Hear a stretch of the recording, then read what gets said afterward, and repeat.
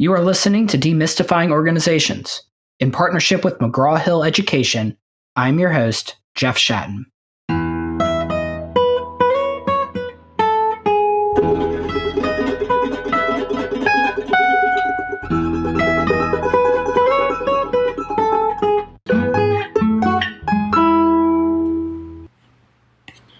My guest today is Leslie John. Leslie is a professor of business administration at the Harvard Business School. Leslie is a behavioral scientist who studies how people make decisions and the wisdom or error of those decisions. In her primary line of research, Leslie studies privacy decision-making, identifying what drives people to share or withhold personal information, as well as the reactions to firms and employers' use of their personal data. She joins me on the podcast to discuss current issues with data privacy.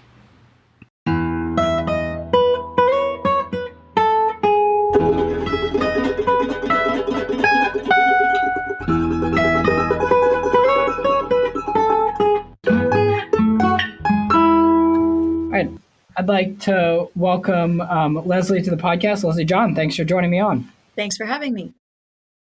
So I was recently on Venmo, and I was alarmed. I just used it for the first time, and I was completely alarmed to see every person I've ever known and payments that they had made, and even just acquaintances. And so I looked up just what is their statement about this, and they said, one of the representatives said, we make it the default, that is the default to show who's paid who, because it's fun to share information with friends in the social world. We've seen that people open up Venmo to see what their family and friends are up to. So I thought we'd just start with this really wild world I'm 38, and this is just kind of wild for me to step into. I just wanted to start with that and just see, how do you make sense of this new world of privacy and technology? Well, I think that quote really, really nails something fundamental that is going on, or that firms are really capturing and capitalizing on, is our desire to be known, our desire to know others.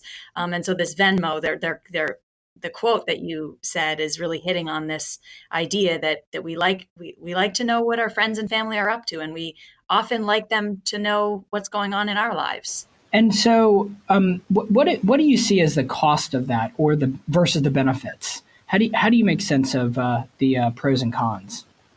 It is incredibly complex. I think you actually can't really, it's not something that lends itself to enumerating in kind of a single equation of, you can't really pinpoint, as far as I'm concerned, the economic value of privacy, at least from the consumer's perspective. It's incredibly fuzzy. What I think makes this an additional layer of complexity is kind of the incentives on the firm side. Data are, of course, extremely valuable for firms. And so firms have a tremendous incentive to basically get as much information from us as they can. And at the same time, consumers were not always so responsive to, for example, violations of privacy. And in my research suggests that it's not the case that we just don't care about our privacy. Certainly there are individual differences. Some people care more about their privacy, some people care less about their privacy. But what I find is that even people who really care about their privacy are susceptible to going on and revealing very sensitive personal information for often very small rewards, at least small rewards compared to how much they care about their privacy. So, and there's lots of reasons for why that is the case. One is this idea that it's extraordinarily complicated for people to make decisions surrounding their privacy. And at the same time as we care about our privacy, we also care about other things like being known and knowing others. So we're kind of in this interesting bind where we can simultaneously both want to reveal something and want to conceal something. So an example I think that is easy to relate to is the feeling of having a secret. You really want to, suppose someone tells you a secret, you really, really want to reveal it, but you also really, really want to conceal it. So this feeling of kind of being in both of two minds at the same time is makes it really hard for people to navigate this space. Right, and there's not exactly an in between. And I think people are not really aware when they post something how public it can get and how quickly. I know of a case of somebody who posted a statement that was negative about their employer in their own Facebook feed with privacy settings of just friends, and still ended up getting fired for it because there was a friend that had, I think, forwarded on the message or something to the employer. Yeah, there's examples like that abound. And, as a behavioral scientist, it's fascinating, but it's also, of course, deeply troubling seeing people who, that person I would guess probably regrets having made that post. Sure. And so there are, real negative consequences that we can experience from these instances of kind of being excessively flippant. For every time you see something like that, as a behavioral scientist, I have many more questions, right? Why do we do this? And in that particular case, one idea is that, and this is something that I have yet to actually document empirically. I think it would be interesting to study an idea that social media, in some cases, create kind of an illusion of intimacy. So I suspect that when you're posting something like that, like you're venting about your boss, like why do you do that? Maybe you want catharsis, you want social support, and I suspect that you have like certain a imagined other or a certain group of people in mind that you're intending to reveal this information to. But of course, this is to the neglect of the whole scope of individuals that are able to view your information. And so this can present some problems. And I think this is where you see things like digital media make these decisions much more complicated for people, because it's a very abstract thing, right? This notion that actually it feels like this intimate form of communication. It doesn't feel like anyone can look on, or like anyone can pass your information on to others. It doesn't feel that way. But yet, ironically, this is kind of one of the most permanent and public ways of communicating. I think part of it is the ease of use. Yeah. Right? I mean, you have this device that's with you 24/7 that at all waking moments is driving your life, and you have this intense experience. And it's so easy to just log onto a social platform that you're already on all the time and to just spill out whatever comes to your head. I totally agree. And that's where you see like the social media platforms, their engine is disclosure in many ways. Their engine is user engagement. And so right. By design, they're very shrewd behavioral scientists in the sense that these apps are designed to make it as seamless as possible for people to share. And it's not to say that that people aren't getting a benefit from it. Like there's a lot of benefit that people get out of social media sites, but there's kind of this I think the incentive side of it, where firms really, their interest is in really getting as much as they can. Especially given that people that behaviorally are often insensitive to privacy concerns. So in a way, you could think of it as people don't kind of incent firms to be a little more judicious with their how they get information from people and how they use it. We don't incent firms to do this because our behavior is not really reflective of our underlying values for privacy. So it kind of has the real trappings of market failure. Yeah, and I think part of this is just about how we're wired psychologically. Things that you would never say in front of an audience, you might say to your phone. And there's a study done on the interactions with chatbots versus psychologists, and they found that there are people who will reveal more to a chatbot than they will to a psychologist. Because with a psychologist, you're at the same time that you're revealing information, you're thinking through your own self-concept. And you want to present yourself in a positive light, and people are actually more willing to reveal sensitive information to a chatbot. Yeah, I think that's really hitting on a core issue. Like a chatbot can't judge you the way a human can, and so for perhaps that reason and others, people are often more willing to reveal to inanimate agents. So I want to turn our attention to some of the scandals that are out there. And I'm going to give kind of a contrarian perspective, or what I imagine would be, which is we can think of the Uber and Godview scandal, where it was found out that Uber was tracking one-night stands in New York City, and that inside the company they were using all that private data for basically betting on one-night stands or something along those lines. And my question is not why that happened with Uber, but more, should we be surprised it doesn't happen more? I mean, the amount of data that's out there that could be used for perverse reasons, whether that's on a federal level, right, which is somewhat exposed by Snowden, and we can only imagine what's happened since Edward Snowden, as well as on a corporate level, when we think of all the data that has made it into corporate hands. I guess one is I guess your reaction to the Uber and the Uber issue and the current ones, but also, I'm just surprised that there's not a lot more scandals. Scandals in what sense? The overt misuse of private data. Yeah. So for nefarious purposes. Right. So I think one is we don't really agree on what is nefarious. I mean, there are certain red card violations that most people would agree on, but there's a lot of gray area here. Is it nefarious for a firm to give you a behaviorally targeted ad for something that you would only buy on impulse because you're seeing that ad? Some people would say it's reasonable, and other people wouldn't. There's a lot of gray area, but maybe you're talking. So that wouldn't make it into a scandal. That might be nefarious, but not a scandal. Okay, so you're talking about kind of the red card. Yeah. The stuff that we'd kind of all agree that you get an ick, that everyone kind of gets an ick feeling from, like Uber tracking one night stands. Yeah. So I guess there's two questions. One is how often this is actually occurring, and we don't actually know. I suspect that the other is what we notice. And I suspect that the stuff that hits the news is really probably only the tip of the iceberg of what actually happens. I don't know if that answered your question.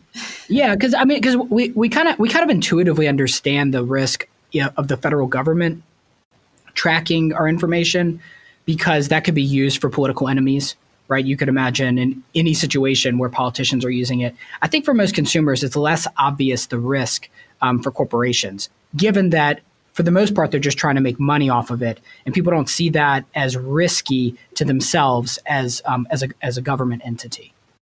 Yeah. And I think maybe part of your question is why do people often seem insufficiently responsive to scandals? Why, when after Cambridge Analytica, why didn't we all quit Facebook? And that's a really... There's no alternative. So that's just one example. And there's lots of reasons. One, to your point, I think, we're kind of already hooked on it. But I also think there may be some interesting psychology behind it too, in the sense that it's really hard. The situation isn't all that conducive to us learning and responding, in the sense that any given scandal that's in the news, it's really hard for us to then go back and look at our own behavior and see how, kind of connect the dots of how our own behavior then can put us at risk when later on there's a data breach. Because when that data breach happens, we can't really connect the dots back to any given moment of sharing or any given moment of letting our guard down with our data. And so because of that, it's kind of hard for us to really learn and respond in appropriate ways. Well, some of it is, this stuff is just so immensely complex. Oh, yeah. That the average consumer, there's just no way to follow it. We've got firms on the one side that have this huge incentive to get data, and extraordinarily sophisticated ways of thinking about it, of valuing it, and of using it. And it's just we can't possibly expect people aren't stupid. We just have limits in our human processing power, and we can't possibly expect that us to understand everything that goes on. And that's another reason why I think decisions in this space are really hard, because it's just outside of the bounds of what would be expected of a normal human brain to be able to understand in making a decision. What do you think about the European law of the right to be forgotten and some of the legislation that's come down the pike in terms of data privacy? Yeah, so I think this is a very important question. I think we need to do something. Some kind of intervention is warranted. I think there are many things that are positive about the GDPR. I think one challenge with it is that it doesn't really address, in my view, the issue of incentives, where firms make all this money from using your data, getting it, we don't, as consumers, we don't really reward or penalize them sufficiently for, abusing our privacy preferences when we care strongly about it. And what the GDPR, so the GDPR has these rules, like specific rules that firms have to abide by, but it doesn't really fix that overarching, I think, big picture issue. And so because of that, I think there's kind of, when we have these specific rules that firms have to abide by without changing kind of the overarching incentive structure, it may lead firms to kind of comply to the letter of the law, but not to its spirit.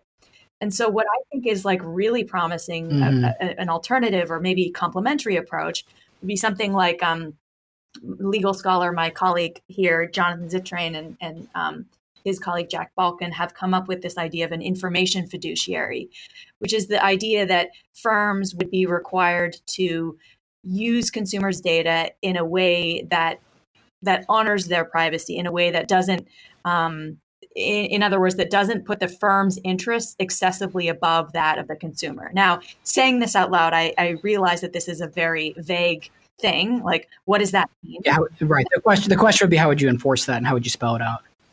Exactly.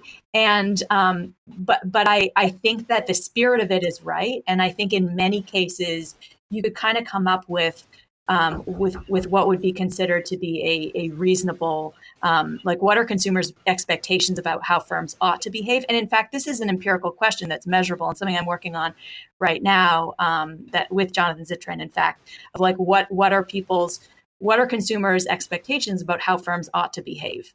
And then might that then form the basis of some sort of information fiduciary approach to data privacy? Again, it's like incredibly complex, but I think that although there is vagueness in all of that I'm saying, I think it is very realistic in that it reflects the reality that this is a topic that's very thorny and kind of fuzzy to begin with. And I think it's in a way unrealistic in some sense, to have kind of these very, very specific rules for something that is like a very abstract thing. And a problem with that is, of course, that if you do that without kind of addressing this what I view to be an overarching issue of like incentive structure. But I really want to emphasize that, like, I'm not like trashing the GDPR. It's like really a landmark thing that is going on, and there's lots to like about it. I don't know if did you see the Democrat bill that came out yesterday about data restrictions? So they're basically. Did you? Can you remind me? So this just came out yesterday. And they basically put out a bill yesterday that's going to that the proposal is to regulate the amount of how much sensitive information that tech companies are allowed to collect on their users. And then it would require an internal audit, I think an external audit as well, whether it discriminates in terms of against minorities, vulnerable populations. So that just came out yesterday, which I see as it's a lower form than the one that we saw proposed, I think, a few months back, which by Senator Wyden of Oregon, who put out a bill, at least to put under the discussion, that would, I'm not kidding, would have people face potentially 10 to 20 years in prison for executives that lie about their privacy standards. So that's a real extreme one. And then the one yesterday seems to be more just about at least introducing a discussion about how much information tech companies are allowed to collect. Wow, that's fascinating and important questions. And, and part of this, I think, relates to this, like, how do we make sense of like the trade-offs and the value? Like, I don't think the answer is just like, we shouldn't be collecting people's data ever. I know that's not what you're saying. It may be that probably some restriction is in order, but I'm a. I mean, I don't think 10 to 20 year sentence is a good idea. and I'm nervous about kind of blanket restrictions because there's benefits that consumers get to revealing. So I think there's so much nuance here that it's very hard to come up with kind of blanket rules seem tricky in this space.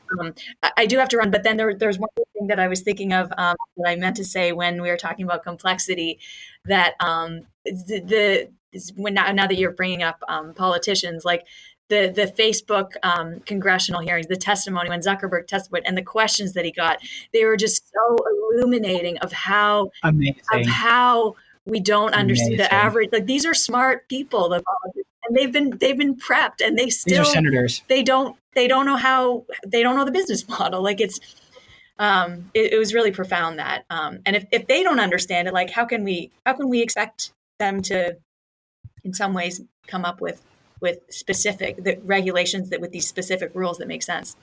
And, All right, I know you have to run. I want to just give you one quote, which I thought was really funny. There's an SNL skit. I don't know if you caught this. And Zuckerberg is being played, and the Zuckerberg character says, "I think the problem is when I do bad things, I get money." that I love it. Yeah, that sums it up actually very beautifully. There's a massive conflict of interest. Yeah. All right. Well, thank you so much. This was great to have you on the podcast. I really appreciate it.